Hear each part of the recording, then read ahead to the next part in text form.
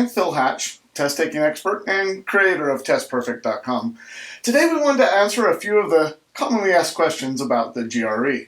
Now, we do have a PDF that is in the description below this video, so if you want to print that out and follow along or have a copy for yourself, go ahead and do that. So the first question is, what is the GRE? The GRE is the Graduate Records Exam. It's the standard test to get into most grad school programs in the U.S.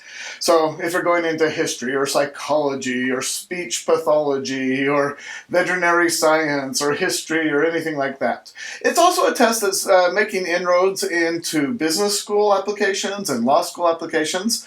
Although there are specific tests for those also, like the GMAT and the LSAT, the GRE is actually making inroads there and is becoming standard in those areas also.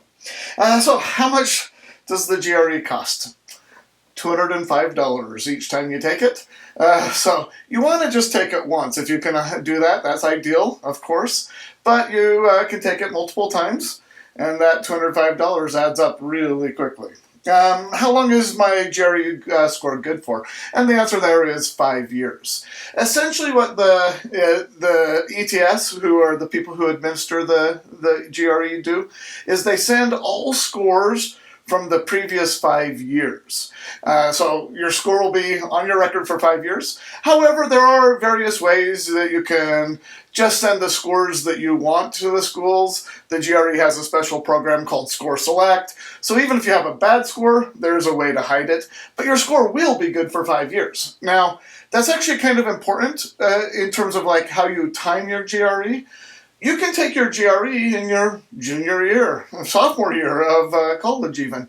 Now, what you might want to do, though, is try to time it so that you can use a GRE score for both a master's and a PhD maybe later on. You don't want to several years later have to study for and take the GRE all over again, if you can avoid that.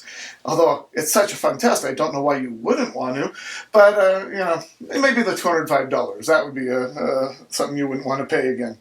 How long is the test? It's right around 4 hours long, so it's a half-day test. That's a lot.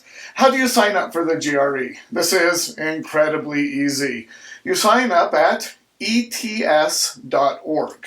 Now, if you Google that, you'll get here really quickly. ETS stands for Educational Testing Service. They do quite a few tests. They do the TOEFL. So if you're not a native English speaker, you'll need to take the TOEFL as part of your admissions. They do like the Praxis, that's for teachers, and of course the GRE. And they have several other tests also. And once you get onto the ETS website and go to the GRE, you are going to have to create an account. It's free to create the account. But then once you have the account, you can just sign up to take the test. And it's just an amazing process. There's just a calendar system. You click on the day you want, then you click on the time you want, and then you're signed up. Well, after you pay them the $205, then you're signed up to take the GRE. So it's a great system for signing up. The next question is, what is a good GRE score? Well, that is tough to say. Scoring is a little difficult to understand on the GRE. You actually get 3 different scores. You get an essay score that goes from 0 to 6 in half-point increments. You get a math score that goes from 130 to 170. So maybe I should be a little more precise. This is called the quantitative reasoning. And then there's a verbal score that also goes from 130 to 170. Now, these are designed to be a kind of bell curves, the normal distribution. So the averages are right about in the middle. Verbal, the average is about a 151. Math is about a 152. Essay, I think, is about 3.8. So those are the averages. But average doesn't mean good, necessarily. What matters is what the school you're trying to apply to cares about. So every different school and every program within the school looks at those 3 scores differently. So, for example, if you're going into an engineering program, you're going to need to have a higher math score, but it's very possible your verbal and essay score won't matter nearly as much. I've even had cases where students have told me that those scores don't matter at all. be careful on that, but that has happened. If you're going into a program where you're going to write a lot, essay and verbal might matter. Math is probably still going to matter because as you get into grad school, you really need to understand statistics, especially if you're going to be publishing and things like that. So these are the 3 scores. Now, it can get extreme. I had one student a few years ago get a perfect score on the test. So he did fantastically.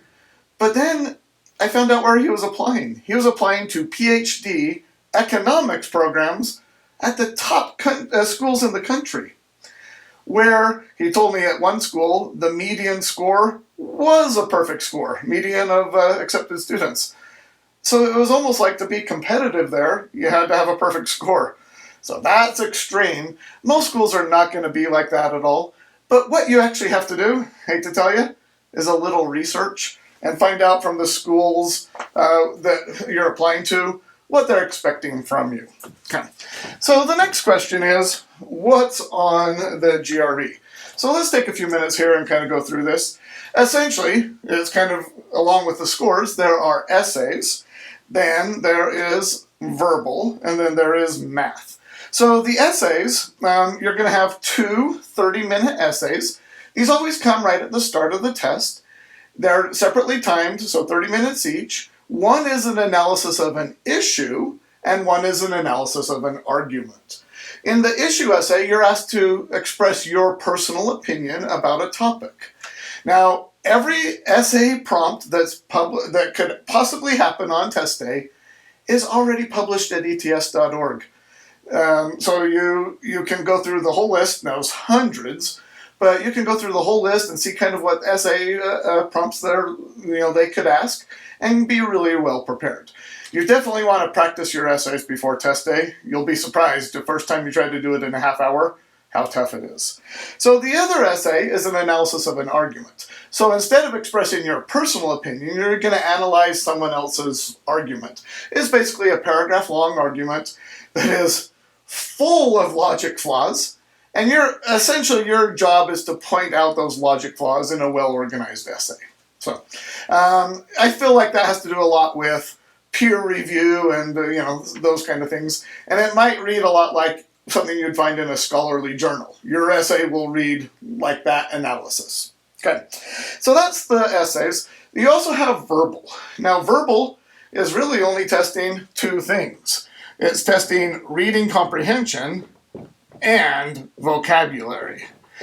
Now, it's actually a little heavier on vocabulary, so that's where the bulk of your points are. But reading and vocabulary are pretty obvious. So reading, you should expect several different passages per section, and the passages can be about almost anything. You'll have science-y, history, sociology, literature, just across the board.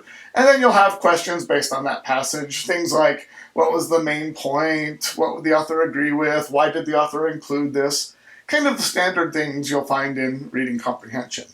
Now, by the way, within a verbal section, you're going to have a half hour, and there'll be 20 questions. That gives you 1.5 minutes per average question, which is pretty tight, just so you know. So it takes some time to practice that and get better at it. Now, the great thing about the GRE, and this is math and verbal, there's no penalty for guessing within a section. You want to get every point that you possibly can and fill in bubbles for everything else. You also can skip around in the section, which is really nice. Okay, so the other thing you're going to be tested on is vocabulary, and this is an academic's vocabulary they're testing. Personally, I had a law degree before I ever started studying for the GRE, plus I read a lot when I was a kid. That didn't help. I had to learn the vocabulary of an academic, which took a lot of memorizing of words. Luckily, there are a lot of lists out there that are just designed to help you brush up your GRE vocabulary to do well on test day. So that's essentially what is on the verbal section. Then you also have math. Now, the math section is testing various things. It has a few different question formats, but it's basically just testing pretty much high school math. Let me kind of make a quick list. It tests arithmetic.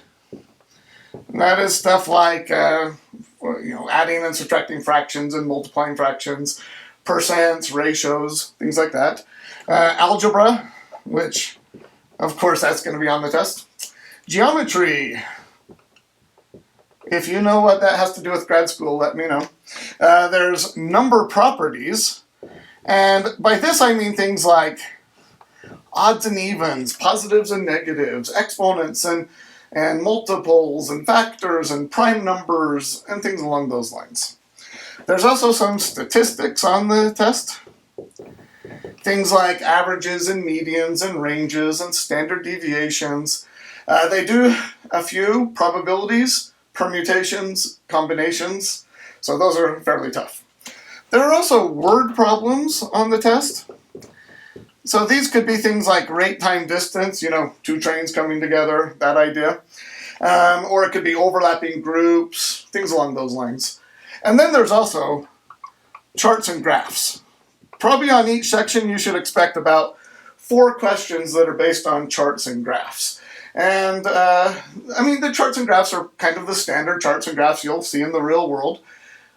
But it's just an extra element that makes it a little tough. Personally, I'm a little scared of charts and graphs questions because I've been burned a few times by footnotes or something like that. So I'm very cautious. That is all the areas of math that are tested though. So notice there's no trig, no calculus, no logarithms. So there's a lot that's not on the test. It is really back to a lot of the stuff you learned in high school. So the next question, how can I take a practice test? Well, that's back to where you sign up to take the test, ets.org. Once you've got the account, you can download 2 complete practice tests for free. They're on the computer. They're as much like the real thing as you're going to get. Now, at the website, they do have additional ones you can pay for. They're about $40 per test, and so you can get up to about 5 total tests. But that's going to cost a little money, but there are 2 for free. I always say, no one should ever take the real test without having taken those 2 free practice tests. And if you can afford it, I would purchase the other additional tests also. It's just one of the best things you can do to prep for the GRE. Okay? The last question is, how should I study for the GRE? Well, we are a test prep company, so can I recommend testperfect.com? We have a great program that is designed to teach you everything you need to know about the GRE. It's taught by me. I'm a test-taking expert. I've been doing this for about 20 years. This is what I've done for my career. It's got 8 weeks of lecture, drills, practice questions, homework, everything. Every question in the official guide, there's a video of me solving it for you and walking you through the logic of it. Now, you will get your own official copy of the official guide, and our class notes and official guide supplements and flashcards to memorize words. We try to provide you everything you need to study for the test. You can also repeat the course as often as you need. We don't say you can go through it once and then you're done. No, as long as you need it, you'll be allowed access to it. All the books and materials are included. It's online and on demand. So if it's designed around about a 2-month schedule, you can accelerate that if you need to. And occasionally we'll do live classes where I actually teach it live, and you're welcome to join those also. So if this is something that would work for you, we'd love to have you in the class. You can also check out some of the other videos. They should be over here that we have that talk about the test and hopefully tell you everything you need to know about the GRE.